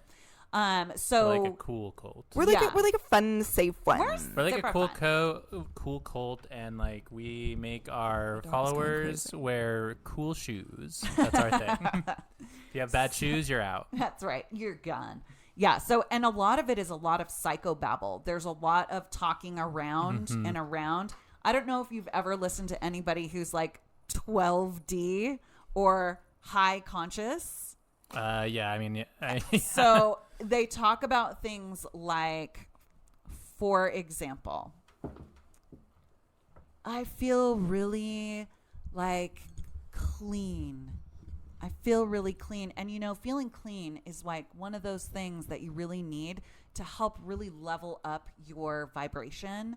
And if you don't understand what I'm talking about, then you're the dumb one, not me. Right. Yeah. Or like, if you don't understand what I'm talking about, watch my other video where I talk about 12D, and it's like when you find, there's this woman, Sonia, her Instagram is Moon. I'm calling her out. I don't give a fuck. Go. You go, girl. Her Instagram is Moonbabes and the Light Tribe, and she's one of these 12D vibration, like new age spiritualist type person, and it's 100% a cult. Calling you out, Sonia. You go on her page, and there is videos and like hundreds of these videos of her just talking into the camera for an hour, 2 hours, just talking straight. It's like I've sat down and watched multiple of these. She's talking. She never makes a single point. She never talks about anything finite. She never talks about anything actually solid. It's always this like roundabout talking that doesn't really mean anything, but she's saying that, you know, you're going to feel really good, and, you know, this is going to make you better than other people, and it's going to bring you peace, and, you know, it's changed my life. How? I'm not going to tell you. Yeah. But, like, it's changed my life, and you want your life to change, don't you? You're not happy. You don't like your job. You don't like your whatever. You don't like the way you're being treated. So you need this thing that's going to change your life. So watch this half-hour, 2-hour, 4-hour video of me fucking rambling about literally nothing. Yes. Well, and if the entire group is talking like that, then you want to be part of the group. Exactly. Like, you know, I remember, I mean, this is like micro scale stuff, but like when you like walk into like a musician place, like a show or something, and everybody's like, oh, the 808s on the snare drum need to be increased. Can you turn the mic up? Right. And I'm getting a little too much attack on the, the guitar amp, and you're like, "What the fuck did you just say?" The scrunkle on my foot pad for my Fender Catastraster is not really scrunkling as much as I wish. Exactly, and you're like, "Oh, I want to be cool. I need to know what they're talking about." Yes. You know, and it's the same thing, right? And it makes you feel like you're outside if you're not or like getting inadequate because these people clearly know what they're talking about. Yes. Yep. You know? Yes. And so you better dive in and figure out what this means. Yeah. Yes. And they talk in circles, in circles. Like if you listen to anything Keith Raniere says. Right. And it's like, you are not making, like, first of all, you're not making a point. Ever. At all. You're just using words. Like, Yeah, I don't get like it. it's just kind of buzzwords and like psychobabble words. Psychobabble, and it's A like lot of it. If you are somebody who's seeking answers, he sounds really smart because he's really good at talking for a long time and using these big words and talking in a way that's really compelling, that you don't really realize that he's not saying anything because it sounds nice. Like what he's talking about, it's like, I want that too. I do want that. Yes. Even though it's like, you don't even know what you really want though. To achieve a better standard of life, you have to get the grind set. And that will allow you to unlock higher levels of grinding and the potential that you can grind more to get a higher grind set and then have a better life. And that's like another circular Venn diagram is the grind set people. The fucking hustle culture. Hustle culture. Fuck hustle. I hate that dude, shit. I want to read under a giant mushroom, dude. Like, fuck off. I know, please let me live. I don't want to hustle. I'm so over not it. Once. I want to tend to I want the life that Frog and Toad have. Dude. Please. That's the life I want. Amen. Quickly. Yeah. So I feel that with certain cults, the leader doesn't really know that they're doing a cult, like consciously. Yeah. I'm sure that they have a conscious knowing that they want the power, or the power feels good, and they want to achieve a goal. But with some cults, it almost feels like they know. Like, for example, okay, if you're throwing this life impact seminar and you are turning up and turning down the temperature, there has to be a level of consciousness with that you're aware that you're trying to psychologically manipulate people, right? Yeah. Like, I mean, here's the thing. The leaders of like impact trainings, LifeSpring, Est, whatever, they need to get the people that are in the group to experience something that will bring them back. Right. To do that, they have to gain control of your mind, your body, and your spirit. To do that, they employ all of these things because they know that's a quick way to do that. Right. It's like for like the greater good almost. Exactly. Like, Exactly. It makes me think of like when we would be doing like worship services and stuff, and we're like, this is the emotional song. Put this right before we do fucking communion, or we have like testimonies and stuff. And it's like yeah, like they know they're doing it, but like they think it's like, oh well, this like opens people up to like accepting Jesus, you know. That's a good way to put that. Absolutely hear like anybody who, I mean, I was reading on some subreddit about, you know, impact training and whatnot, and the people were defending it like, well, of course they have to keep on a tight schedule and they have to make sure that everybody feels, you know, willing to share, and it's like defending the tactics. Yeah. I see. So they are aware that they're doing it, but they see it as justified. Because the end, which is a healthy person, in their eyes, justifies them manipulating things. Right.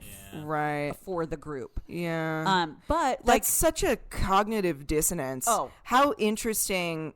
I mean, and obviously, like, the leader of the situation is not like well, and probably has been in a different cult themselves. I mean, a lot of cult leaders come from being in other cults. But I mean, wow, you are really truly doing a lot of mental gymnastics there to be like, very much. I know I'm a part of me is fully aware that I'm doing psychological warfare on people, but I'm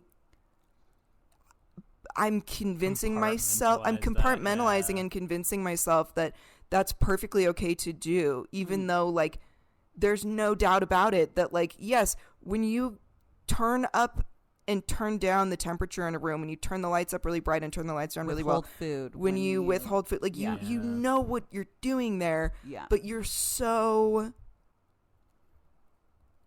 convinced, you're so far removed from, or you're so dedicated to what this is that you can't see it. You can't see that justifying that means you're an evil cult leader. You're a terrible person.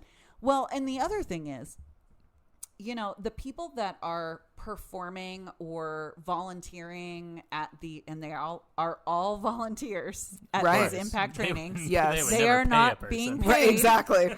They're not being paid to be there, but they themselves have experienced impact training in a way that benefited them. Right. So maybe they were a substance abuser, and I don't know, maybe they were a liar for their whole life, and then they went to impact training, and now they don't drink and they only tell the truth. Like they had a positive experience, and so they want to make a positive experience, a positive change for these people that come into this training. That's why it's so insidious. That's why it is so difficult. I mean, it's the same way with, I've talked about it on the show, the group called Other Side Academy that's here is a Synanon based group. And the entire operation is run by people. You get to be a person who controls and works for, quote unquote, volunteers for the operation and gets to be a higher up or a moving piece in the operation because you've reached a level in this cult. Yes. So there's no like outside employee, like everybody that is working on this project is balls deep in the cult as well, dependent on in some and cases. So well, and it's like you talking about like a worship service or whatever. I mean, talk about such a great comparison, because like you are doing, like they do a lot of this type of stuff at worship services where it's like you're sharing really tearful, intense stories. You're sharing like secrets or your sins with the people around you. They're playing really emotional music. They're talking about Jesus. They're turning the lights really low and then turning them back on so you can all talk in a group for a little while. Also, and the people who are doing this putting this service on are all like, they have this deep of like, they had this profound experience of finding Jesus, and it was probably at a worship service like this where they're going wacky crazy because you're doing all of these intense things that are psychological manipulation, and then they in turn are like, oh my God, you need to experience this profound experience that I had. I mean, I think you kind of see the same thing. This is like in a crazy level, and I don't really necessarily think this is, I think sometimes this is okay, but like ayahuasca journeys, for example, that is like, you are insanely vulnerable and you have a really, really profound experience. And then these people go to their friends or to whomever and are like, I had the most profound experience ever. And that's, I mean, like I said earlier, when you are being sleep deprived, food deprived, lights really low, lights really high, temperature, you feel high. And you're not just going to a seminar. Right. You are a person who is like, I am lost, I need help. and I need help, and I need something, and I've tried religion. I don't like therapy. This impact training sounds amazing. And then you go and you have this experience and you get the psychological manipulation, and maybe it doesn't even necessarily feel good, but it feels different, and everybody around you is like freaking out, and the person on stage giving the talk is freaking out, and you're like, holy fuck, like maybe this is the answer. This is it. I remember, I mean, it was always like I guess like thinking about it now is like always crazy, but yeah, like if we were like, oh, do like this part of the message or like fucking communion or whatever, like we wanted to be impactful, like just strum a light guitar behind it, you know? And it's like that shit like gets that you every fucking time. And you have like, a little like just like a soft like yeah, like a finger and the guy's picking. like, you know, I was thinking about Jesus the other day, and you're like, oh my God, put himself on the cross for us, you know, and it's like so impactful, you know, and you're it was like oh that shit. Remember that guy at that show that you played? Oh my That fucking God. Oh my you and I, Taylor played a show a little while ago, and there was this guy who he was like a pastor or something and started getting all pastory and was lightly strumming a guitar and telling a story in that pastor cadence. And me and Taylor both looked at each other and we were like, PTSD moment. We my like locked eyes and we were both like, what is going on? We were like, is this really happening He's right doing now? the thing. He's Like, doing the he's pastor doing thing. The fucking it's thing. happening right now. Get down, you get me up, Oh, I get yeah. down, God. and you lift me up. Did you guys start singing that during the electric shuffle? It's the election. Yeah, the Jesus Our shuffle. God is an awesome God, He reigns. God. So true. Like, that was crazy. that was a crazy moment. Those Yeah. rock church things Oh, yeah. are like It's huge. scary. Anyway, sorry to Scary. derail you so much. Listen.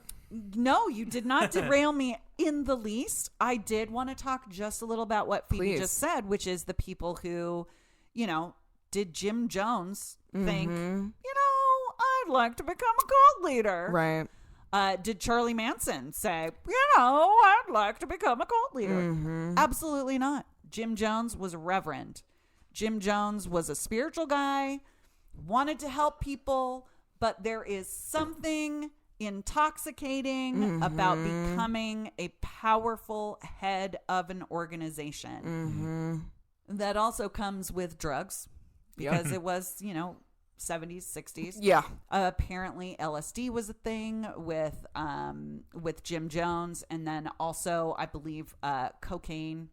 And Probably. I'm not Mounds sure. of cocaine from Yeah. what I recall. Yeah, so Yeah. there was, drugs, and then with the drugs also came sex with members. Yep. Yeah. So it's like it started out as one thing, but then you get something happens. People start to be like, "Oh my God, you saved my life. Exactly. You changed me. You helped Exactly. me." And then you're like, "I must be the shit." Exactly. So it's what you're like, saying is leaders are a bad idea. Yeah, I really, honest to God, like Having someone in a place power of power is a dangerous it is thing. very dangerous Well, and should be checked. Like completely. there should be checkpoints for people in power, Right. Which is why I'm so fucking terrified of the United States right now.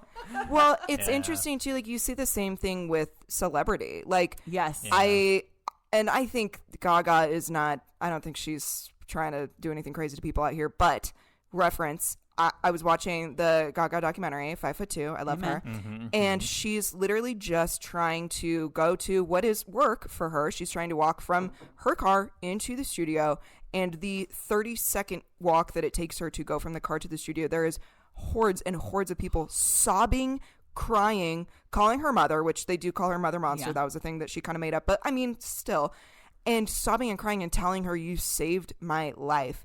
And I think that it takes a really special kind of person to be able to have people saying that stuff to you every single moment of every single day and not become a crazy narcissistic person. Like, and we see celebrities. I mean, maybe one of them's becoming the president. I don't know. Like, we see celebrities like that who become these complete fucking egomaniacs. Tom Cruise, who's a giant leader in the Scientology cult.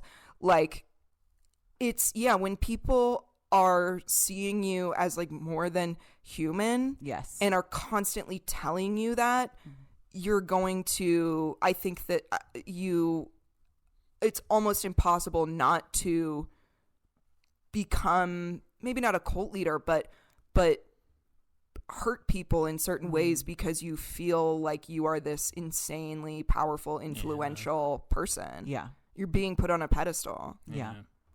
And I think that, I mean, we do live in a sort of a cult of personality, you know, Right. like you mentioned, like celebrities, whether they be, singers or bands or actors, actresses, whatever. But Influencer. influencers, we are primed from the time we are born Right. to like, oh, they're in a different class than we are. Exactly. Hollywood is a different animal than Exactly. Salt Lake City, Utah, because those people there. So Jim Jones didn't start out being a cult leader. He started out being a reverend. But Charlie Manson Right. is a completely different story. Totally. I have heard people, clearly all of the people who were involved in his family, talk about his charisma. And people say the same thing about Jim Jones. He had a big voice. He was a big booming, reverend, but could also be very personable. And Charlie Manson he was kind of scary in the beginning. Like, right. he was a little terrifying in the beginning. Yeah. He was a drifter. He, like, hung outside of colleges and, like, liked pretty girls. Yep. He always had drugs. Yep. So he was, like, liking the pretty girls, and then he would give them drugs, and then they would come and live with him. And mind you, it was a perfect storm. Yeah. Perfect storm because it was the 60s, so it was very free love. Yep. And Everybody's drugs. tripping on Everybody's LSD. trying I was things. gonna say I've played shows with guys like that. Yeah, right. I'm sure you have. Unfortunately. I mean, that's the music scene. And he was an outsider. He was a hippie. He was an outsider. Right. And then, he collected outsiders and outcasts, and they were building a new world. They basically Yeah. not broke into, but basically took over this like movie lot in the California desert, like mountains. And it was just a commune. They were living there free. Everything was great, but then he sees all of these people, and he's he's trying to become a singer-songwriter and gets rejected.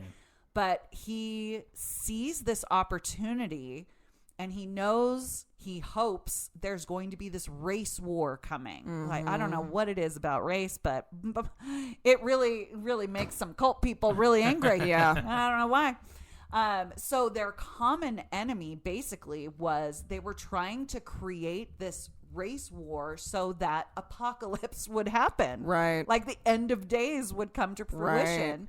And so the murders that they did, and the La Bianca murders were not the only murders. I think there was another murder that Tex did. Tex is like his right-hand man. Yes. But those murders they tried to make it look as if black people had broken into this house and murdered all of the people that lived in the house, including the pregnant woman of the house. Why can't Sharon Tate? Who was pregnant at the time with Roman Polanski's child, I believe. Yeah. Roman Polanski? Is that right? Yeah, I think so. I think so. Anyway, so that was supposed to kick off the race war, and they were like gonna survive the apocalypse because they were part of this group.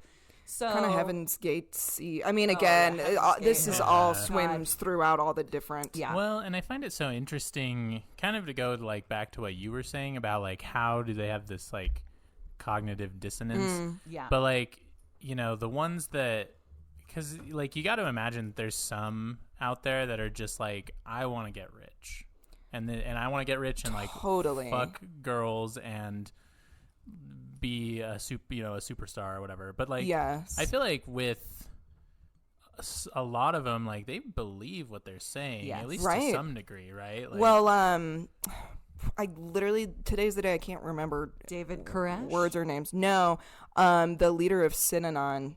Oh yeah, I can't remember his name, but Charles Dietrich, I think. Yeah, Charles Synanon.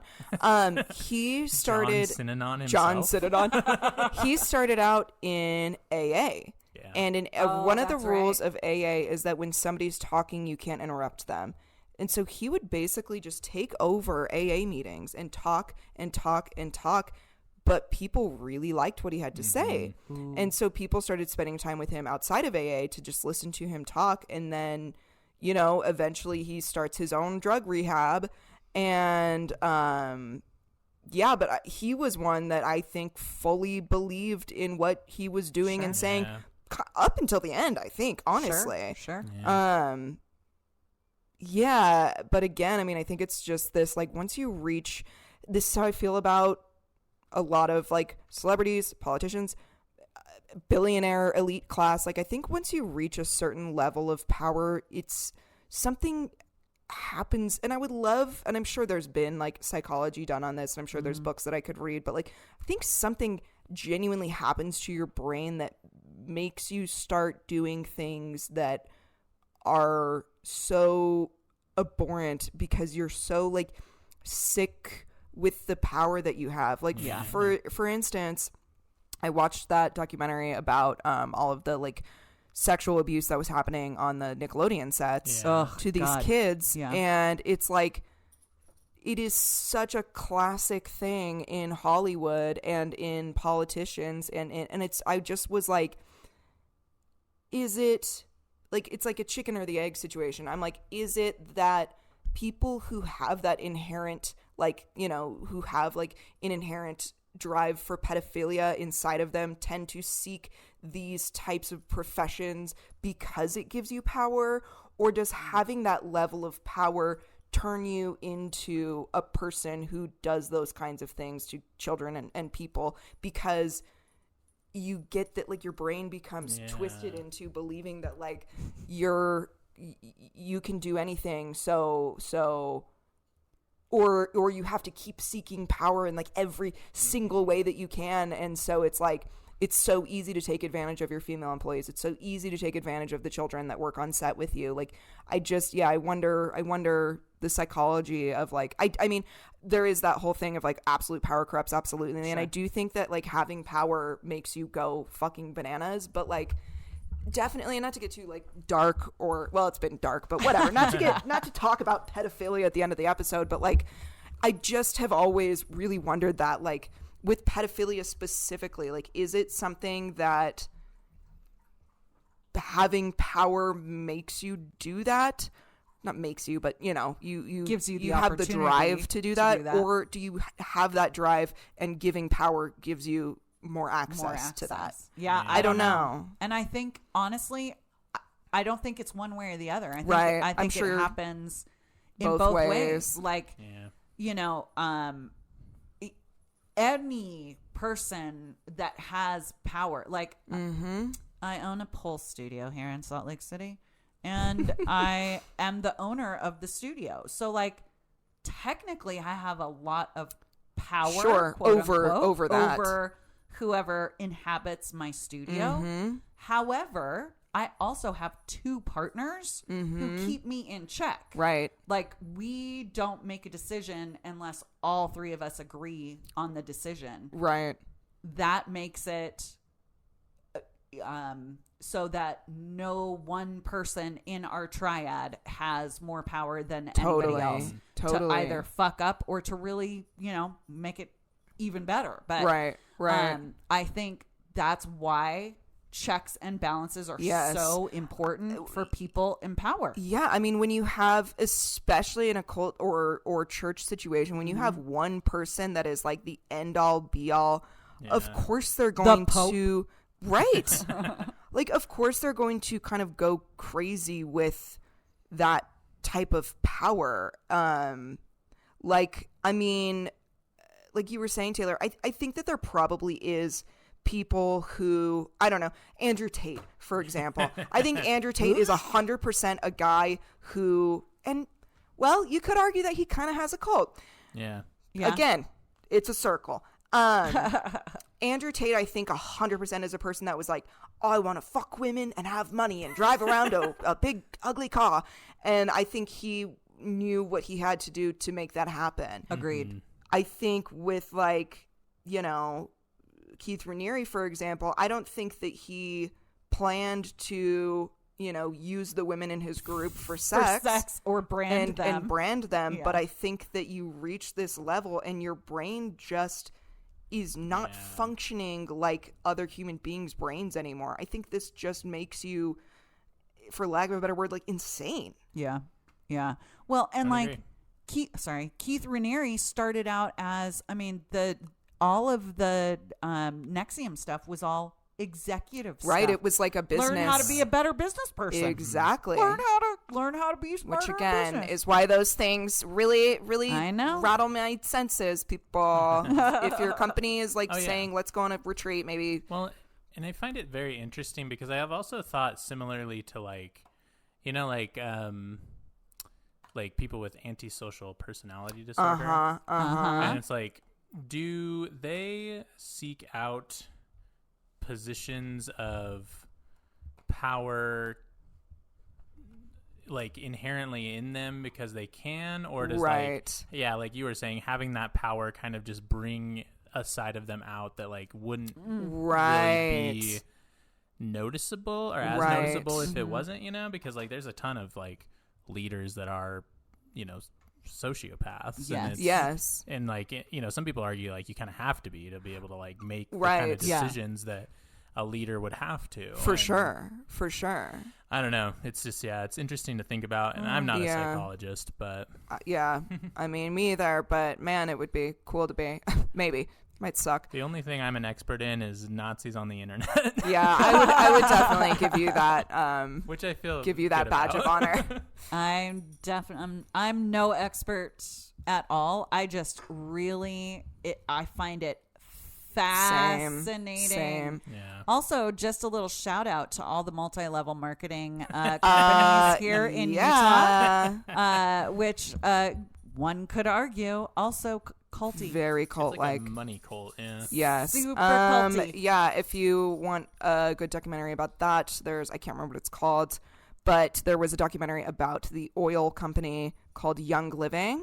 Oh my gosh. That documentary is spine chilling. Wild. You're like, oh my fucking. The other day I dropped Young Living lore I was like at a wedding party little thing. Oh, yeah. And because we were sitting in the hot tub, and I was like, the guy who started that Young Living, he like drowned his child in a tub because he like. What?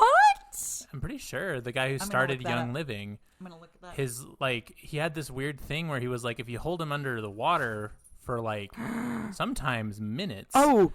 After birth, it like makes him healthier, and he like drowned one of his kids doing that. It was my crazy. God! Yeah, it's like some weird Wim Hof shit.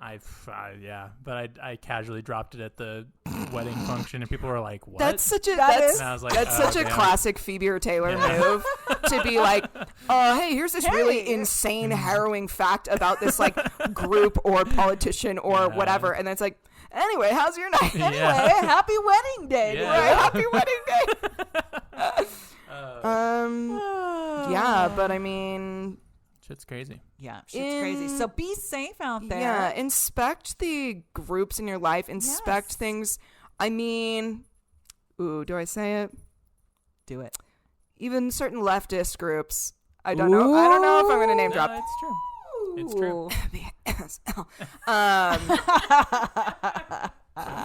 Oh man, fun stuff. Yeah.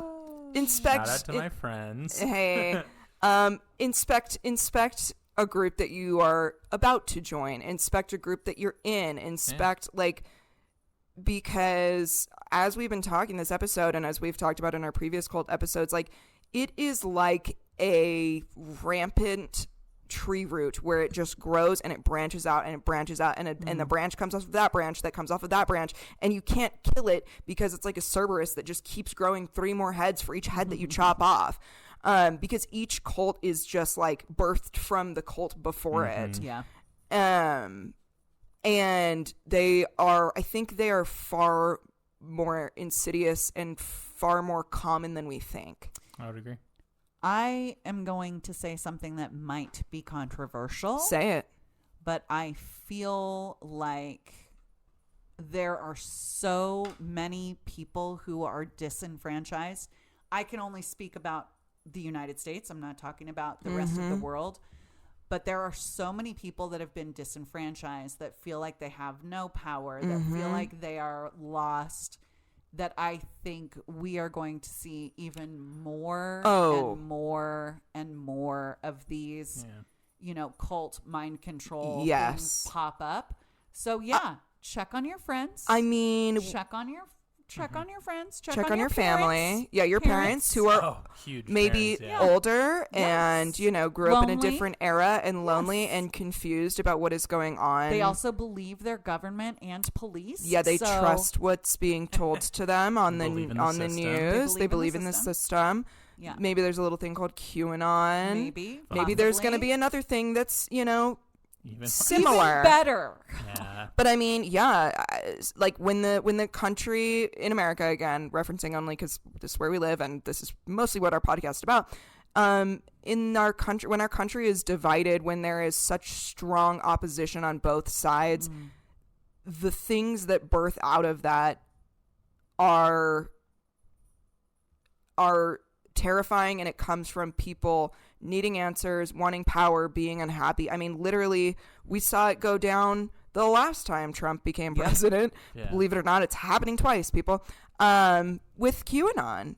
Yeah. And then all of these MAGA supporters, and then the fucking Proud January Boys. 6th thing. January 6th happening. And then from there we saw all of these. That was really kind of, and then COVID happening made it even Oh, Jesus, more exacerbated. But you saw from the QAnon, from the MAGA thing, you saw the birth of these new age spiritual 2D anti-vax 12D yeah, high vibe. sorry, 2D is way too low. You might be 2D. And then you saw the Mother God Love yeah. Has One type things. And it's like, again, I mean, it just branches off and branches off and branches off The from twin itself. flames. So the twin flames. So I think Crazy. I would love to screen record that piece of you saying that and come back to this in 4 years. Yeah. And see what has happened, because I think you're 1 zillion% right that we're going to see so many more cult. Honestly, I don't think we have to movements. wait 4 years. I mean, think it's next probably year. next year, next Culttober. Yeah, right. We're going to have too many to cover. That's right. Oh, Yeah. oh my But- gosh! Thank you guys so much. Dude, thank you for finally letting me coming. come. I'm so This was so excited. good. So fun. I knew that we would have such a good cult conversation with you, because it's something that I know you could talk about for hours. I could talk about with you for hours. I love it. Taylor and I could talk about it for hours. The best. And it's just I almost, and I know people talk about cults a lot, but I don't think that they talk about it enough in the way of where it's like, no, they are coming for you. Like, it's everywhere, and you are so susceptible, and it's a really, really big deal, and it's a really, really bad thing. And like we were just saying, like, it's going to be popping up a lot more, I think. And I think more people should be talking about, like, what psychological manipulation looks like, who they are going to be preying on, what their tactics are, and question everything. Yes, question everything. Be sure that you are allowed to ask questions in whatever group spaces you're in. Mm-hmm. And, you need to... I'm a mom, so I'm going to tell you what you're allowed. You're allowed. But, like, check in with your friends. Like, get a friend group. Whether it's one friend or more, have a support system that is not... a cult. It's not religious. It's not fucking school. It's not your politics. Yeah. It's friends that can help you navigate through things like this, that you can talk to and say, I really want to do this impact training. And then they say, it sounds kind of culty. Then you guys can, navigate through it together. Well, and I think that's why it's important too to have people in your life that are parts of different communities. Yes. True. Like, I'm in the pole community. I'm in the hair community. I'm in the, I guess you could say I'm in like the art community. I'm in the like the dancing at the club community, whatever. And like, I think it's really important to have people from all different walks of your life, because if every single person who's close to you in your life is in the same community, and maybe that community is like called Scientology or impact training or whatever else, that's probably a red flag. Yeah. And being able to have people from different communities, they can have a different perspective on life and tell you like, yeah, I don't know if this is the best thing for you. I mean, same can be said for the alt-right preying on people. Like, please, God, please become friends with like one gay person or something. Just one. I mean, be nice to them. But like, what was that fucking wild statistic? 1 in 5 men report not having any close friends. Yes. Oh, yes, exactly. Like that is so it's sad. And again, this is why that's why the alt-right is mostly these young men, because they are so lonely, and it's the way our society is set up, because it's frowned upon if you're a man to like talk about your emotions, talk about your blah blah blah, so you don't form any close friends. And then so it's like, this is how the alt-right works as well. And of course they're creating LGBTQ or whatever people are your enemy, but like, I mean, I think if these men were to have friends that were parts of different communities, totally, they could be possibly steered away. because it's like, hey, bro, you know, I noticed you've been listening to some Andrew Tate. Maybe turn that off, you know? Maybe listen to anything else. Yeah. Actually, Yeah. for the love of Anything God. else. Maybe listen to, like, Ugh. I don't know, Chumba and Mister or whatever. Do you remember Yeah. that radio show? Anyway, like anything that's other than fucking Andrew Tate. Ugh, But yes, please. yeah, so, you know, I don't know. Join a bunch of different communities that aren't Sure. cults. Yeah. I also do have some collateral that you can use for the website. Or not for the website, for your Instagram. Like a link to the affidavit that Deborah Layton awesome. did. Yes. And then impact training, sort of like, I did the impact training undercover, and here's what happened. Oh, that's so sick. That's so yeah, fun. so I'll make sure I get those to you. So Lovely. your listeners post can them up. see 'em. Mel, do you have anything you would like to plug of your own? Fuck yes, I do. Plug it up. Hell yeah. Plug it in. So I did mention I do own a pole studio here in Salt Lake City called The Salt Mine. We're located at 1077 South Main Street in Salt Lake City. Hey. We are a movement arts collective. I keep saying pole studio, but we're so much That's more true. than that. We really are. Yeah. We're like aerials. We do shows. We do shibari. Shibari. We've got exotic workshops, pole Anti-gravity dancing, yoga. anti-gravity, Heel dancing. Heels. Burlesque. Sing it, baby, sing it. Floor Floor work. Floor movement. work. Yes. Uh, What else? yeah. We have parties. We have Fun parties. shows. Shows. We host people that are producers in the Salt Lake area, so we get lots of rehearsals. So yeah, if you're interested in coming and seeing what we're all about, you can hit us up at thesaltmineslc.com. Or you can hit me up on Instagram. My Instagram is @mellypoo. That was such a professional plug. That was really good. It's like you've been doing this every time. I just want to make sure you guys want me back at some point, because Of I course could we talk do. about cults forever. I mean, we probably are going to have you on next October. So. Yay. Sure. Okay, I'll start my research now. Yes. Honestly, I'm going to say it right now. I think we give you an episode.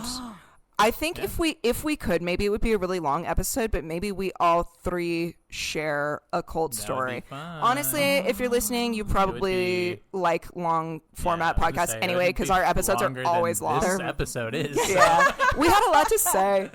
So also, it was honestly, me, and I'm Yeah. yeah, so I'm sorry. entertaining. Mel is literally the superstar. True. Superstar.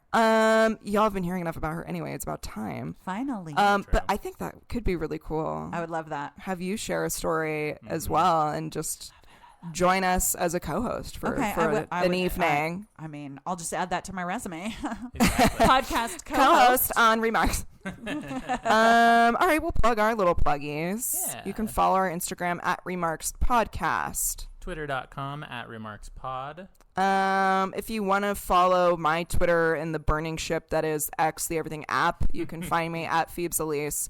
I tweet funny stuff and sometimes yell about the government on there. It is pretty funny. My Instagram is T_Lace_19, and I have music you can listen to Taylor Lacey, TAYLER LACEY. Don't get it twisted. Don't get it ER twisted. people. I thought of a really funny tweet, and I don't tweet on my personal Yeah. Twitter anymore. Maybe I'll tweet it for you. Please do, because the tweet, well, I'll actually save it and tell it to you so you can tweet it later. But Stay tuned, people. anyway. And then you can follow our Patreon. Oh, yeah. Check out our Patreon. It's, Mm-hmm. I personally think, very funny. You get so many bonus episodes. You get so many bonus episodes that are mostly like lighter form content. Very much so. Us yucking it up, reading the book about the guy who alleges that he sucked Obama's dick and smoked True. crack with him. True. Playing the like tier game where you like tier different like cartoon characters or whatever. Playing Hot or Not with presidents. It's a fun time over there. $5 really a good month. time. So if you want to do that, do it. It's fun. Be our guest, yeah. Yeah. Well, I think that's thanks it. for being here, Mel. Yay! Listeners, thanks for Finally. listening. K, Love love you. you. Bye.